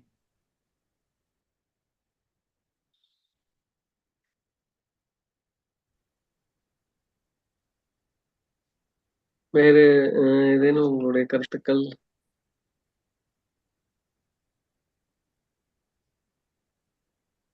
பங்கேற்பாளர்கள் வேற? தமிழ் மரபு அறக்கட்டளையின் சார்பாக இணையவழி கூட்டத்தில் கலந்து கொள்வதற்கு பெரும் மகிழ்ச்சி அடைகிறேன். அனைவருக்கும் எனது தமிழ் வணக்கத்தை தெரிவித்துக் கொள்கிறேன். அம்மா முனைவர் ஜோசபின் மேரி அம்மா மிகச்சிறந்த ஒரு எழுத்தாளர். ஏன்னா முனைவர் வாங்கினாலே மிகச்சிறந்த எழுத்தாளராக தான் இருக்கணும் இல்லையா? மிக சிறப்பாக இந்த 10 பாட்டில் சொல்லோவியங்களை மிக அழகாக தெளிவாக, வேட்டின்னா எல்லாருக்கும் வேட்டியை பத்தி சொல்லுவது வெட்டி வெட்டி எடுத்தது வேட்டி, அப்படி அந்த வேஷ்டியினுடைய அர்த்தமே தெரியாமத்தே இப்ப இருக்கணும் இல்லையா? நம்ம சங்க இலக்கியங்கள் எவ்வாறெல்லாம் பயன்படுத்தி இருக்கிறார்கள். யாழ், மயில் யாழுங்கிறது புதுமையா இருந்தது. அதுக்கு ஒரு அந்த படத்தையும் காமிச்சது நம்ம அகழ்வாராய்ச்சிக்குள்ள போனது மாதிரி ஒரு ஃபீலிங் வந்தது. நம்மளுடைய இலக்கியங்கள் அவ்வளவு இருக்குது, நாம அதை முறையா படிக்கணும். அதுக்கு இந்த மாதிரி கூட்டங்கள் மிக சிறப்பா அழகா இருக்கிறது. ஐயாவினுடைய இந்த புத்தகங்கள் மிகவும் சிறப்பா இருக்கிறது. அவர் பணி ஓய்வுக்கு பிறகு அது ஒரு ஒரு ஒரு கணித பேராசிரியர், அவர் ஒரு தமிழ் இலக்கியத்தில் ஆர்வம் இருக்குங்கிறது ஒரு உந்துதல் தான். ஒரு ஒரு குடும்பத்துல இருந்து அந்த உந்துதல் பாருங்க. அந்த 8ஆம் கிளாஸ் படிக்கிற தனது பேத்திக்காக எழுதுறாருங்கும் போது அதை எழுதி அது இளைஞர்களுக்காக எவ்வாறு வெளி கொடுக்குறாரு அது இல்லையா? இளைஞர்களுக்கு தான், இளைஞர்கள் கையில தானே கிடைக்கணும். இப்ப இந்த மாதிரி தமிழ் இலக்கியங்கள் அவங்க அம்மா 8 தொகை காட்டும் தமிழர் பண்பாடுங்கிற நூலை அண்மையில் தான் வெளியிட்டாங்க. மிக சிறப்பாக செய்திருந்தாங்க. முழுவதுமே படித்து பார்த்தேன், மிக அழகா இருந்தது. ஒவ்வொரு நூல் நயவரையும் மிக சிறப்பாக செய்வாங்க. அம்மாவுக்கு வாழ்த்துக்கள், ஐயாவுக்கும் வாழ்த்துக்கள். நன்றி. நன்றி, கலந்துகிட்டதுக்கு நன்றி. அருமையான ஒரு ஊக்கப்படுத்தும் விதமாக உங்களுடைய பேச்சு அமைந்திருந்தது. அது இன்னும் மகிழ்ச்சி. நன்றி நன்றி. பங்கேற்பாளருக்கு ஒரு தகவல், அந்த அறிவிப்பு நம்ம சாட் பாக்ஸ்ல காமன் போக்ஸோட அட்ரஸ் போட்டிருக்கோம். தமிழ் மரபு அறக்கட்டளையோட எல்லா நூல்களுமே நீங்க இணைய வழியாவும் வாங்கிக்கலாம். அந்த சாட் பாக்ஸ்ல இருக்க பாத்துக்கோங்க. மதுரை குழுவினர்லயும் போட்டிருக்கேன். சுலேகா பணமம் மத்தவங்க எல்லாமே நீங்க உங்க குழுவிலே பகிர்ந்துகிட்டீங்கன்னா மற்றவங்க வாங்குவதற்கு உதவியா இருக்கும்னு நினைக்கிறேன். நன்றி. சாட் பாக்ஸ்ல பாத்துக்கோங்க. நீங்களும் எப்ப வேண்டிய நூல்களை வாங்கிக்கலாம். நீங்க அதை பாத்தீங்கன்னா இன்னும் பல நூல்கள் உங்களுக்கு வாங்குறதுக்கு கூட ஒரு தூண்டல் ஏற்படும் நான் நினைக்கிறேன். அதை சாட் பாக்ஸ்ல பாருங்க. நன்றி. நன்றி இறைவாணி மேடம். ஸ்ரீதேவி நீங்க பேசலாம். வணக்கம் ஐயா. ஐயா, இப்ப சங்க இலக்கியத்துல ஏன் நீங்க 10 பாட்டை உங்க பேத்திக்காக எழுதணும்னு நினைச்சீங்க? அதுல என்ன அவ்வளோ ஒரு முக்கியம் இருக்கு அப்படின்னு கொஞ்சம் சொல்ல முடியும்? இப்ப சங்க இலக்கியத்துல பல தொகுதிகள் இருக்கப்ப 10 பாட்டை நீங்க ஏன் எடுத்து எழுதுனீங்க அப்படிங்கிறது புரியல, என்ன கேட்குறீங்க? புரியல. இல்லைங்க, அவங்க நீங்க உங்க பேத்திக்காக இது எழுதுனதா சொன்னீங்க இல்லையா? ஏன் இந்த 10 பாட்டை தேர்ந்தெடுத்தீங்க? மத்த சங்க இலக்கியங்கள் இல்லாம 10 பாட்டை மட்டும் ஏன் தேர்ந்தெடுத்தீங்கன்னு கேட்கிறேன். நான் சொன்ன மாதிரி 10 பாட்டுங்கிறது ஒரு நரேஷன். மற்ற குறுந்தொகை, நாட்டினை இதெல்லாம் சின்ன சின்ன பாட்டுகளுடைய தொகுப்புகள். 8 தொகைனாலே தொகுப்பு தான் அது. குறுந்தொகையினால 400 பாட்டினுடைய தொகுப்பு. ஒவ்வொரு பாட்டும் 5 லைன் 6 லைன் இருக்கும். 400 அதே மாதிரி 10 லைன் 15 லைன் 20 லைன் இருக்கும். ஸோ 8 தொகை நூல்கள் எல்லாமே பாட்டு தொகுப்புகள், அவ்வளோதான். 10 பாடல்களில் 10 பாடலில் இருக்கக்கூடிய நெடும்பாடல்கள். ஸோ நெடும்பாடல்களில் ஒரு மெசேஜ் இருக்கும், நல்ல மெசேஜ் இருக்கும். அந்த மெசேஜ் என்னன்னு பார்க்கணும். முதலாவது மெசேஜ் என்னன்னு பார்க்கணும். ஷார்ட்டில் ஒரு சின்ன ஐடியா இருக்கும், அவ்வளோதான். ஷார்ட் போயமில் ஒரு ஐடியா இருக்கும். எல்லாத்துலேயும் மெசேஜ் இருக்கும், பட் இந்த மெசேஜ் ஒரு ஐடியாவாக தான் இருக்கும். குறுந்தொகை, ஒரு பாட்டில் ஒரு சின்ன ஐடியா இருக்கும். ஆனால் முல்லைப்பாட்டுன்னு சொன்னோம்னா அவருக்கு பெரிய மெசேஜ் இருக்கும். 100 அடி 400 அடி 300 அடியில் அவங்க எழுதும்போது மெசேஜ் இருக்கும். முதல் நம்பர் 1. நம்பர் 2 அது ஒரு கட்டுக்கோப்பு. ஒரு கட்டுக்கோப்பு தொலைவுல பாடிட்டே போகும்போது ஒரு ஸ்ட்ரக்சர் 5 லைனில் அவங்க ஒரு ஸ்ட்ரக்சர் நம்ம எதிர்பார்க்க முடியாது. இந்த 10 பாட்டில் ஒரு ஸ்ட்ரக்சர் இருக்கும். அப்போ அது ஒரு லாங் போயமில் அவங்க எந்த மாதிரி அதை அமைக்கிறாங்க, எந்த மாதிரி அமைக்கிறாங்கன்னு பார்ப்போம். அந்த ஸ்ட்ரக்சர் என்னன்னு முதல்ல கொண்டு வரும். இது 7 நாள் கணிதம் படித்ததுனால அதை வெறும் அதனுடைய தமிழ் பகுதியை மட்டும் பார்க்காம மற்ற ஓவரால் வியூவை நான் என்னால் பார்க்க முடிஞ்சது. அதனால் அந்த ஸ்ட்ரக்சர். இன்னொன்று பார்த்தோன்னா அந்த சொல்களுடைய அமைப்பு. ஒரு 10 லைன் 5 லைனுக்குள்ள ஒரு கவிஞர் தன்னுடைய திறமையெல்லாம் காமிச்சிட முடியாது. ஆனால் 400 லைன் எழுதும்போது அந்த கலைஞனுடைய திறமையெல்லாம் அங்கே இருக்கும்.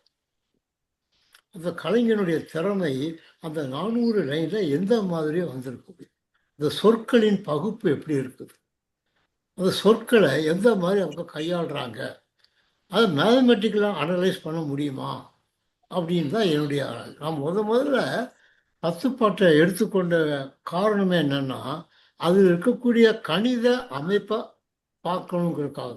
ஏதோ ஒரு அமைப்பு இருக்கு, அதில் இருக்கக்கூடிய what is the mathematical structure behind that அப்படின்னு பார்க்கணும்.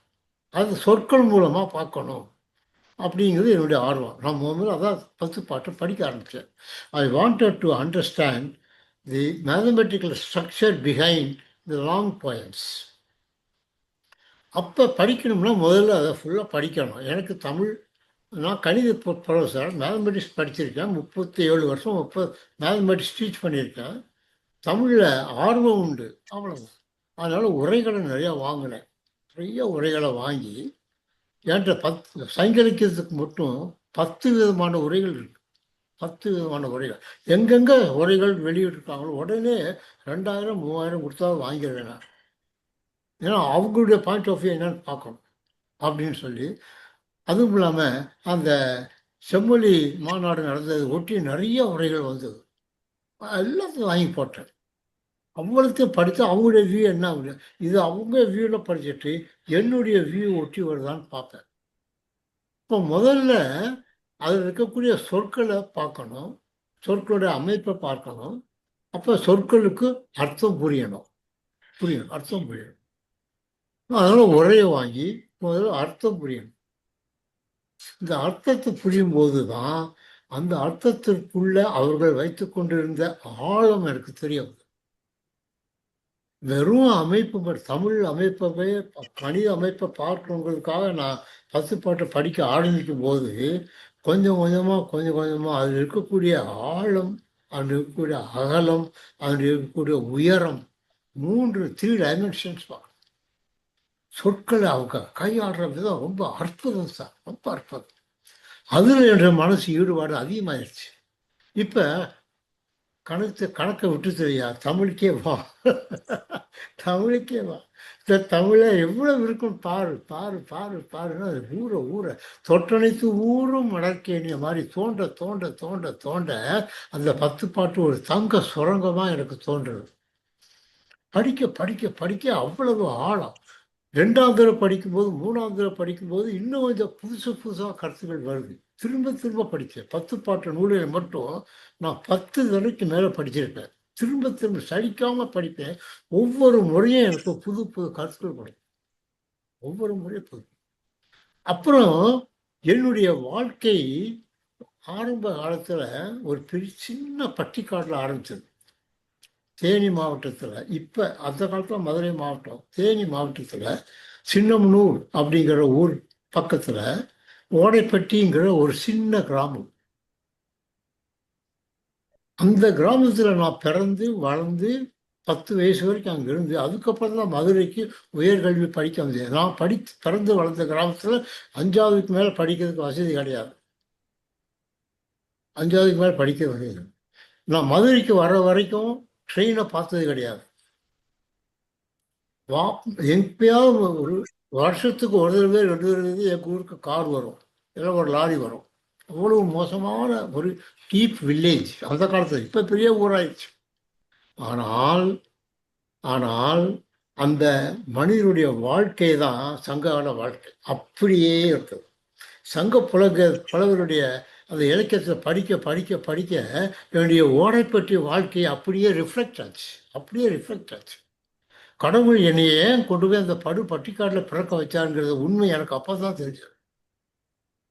அந்த ஓடை பற்றி நான் பிறந்திருக்காட்டி சங்க இலக்கியத்தை என்னால் புரிஞ்சிருக்க முடியாது. அதுக்கு நான் நன்றி கடவுளுக்கு நன்றி, ஓடை பற்றிக்கு நன்றி. அருமையான ஊர். நெடுவாடியில் அவங்க குளிர் காய்வாங்க, கோவலர்கள் குளிர் காய்வாங்க, பல்லெல்லாம் குட்டும். முதல்ல வையகம் பணிப்ப வளநேர்வு வளையி பொய்யா வானும் புதுப்பெயர் பொழிந்தன ஆறுகளி முனைய கொடுங்கோல் கோவலர் ஏறுடைய இனநிறை வேறுபுலம் பரப்பி புலம்பெயர் புலம்போடு கலங்கி. அந்த புலம்பெயர் புலம்போடு கலங்கின்னு சொல்லும்போது நான் படித்த எல்லா உரையிலையுமே நான் நினைச்ச அர்த்தம் இல்லை.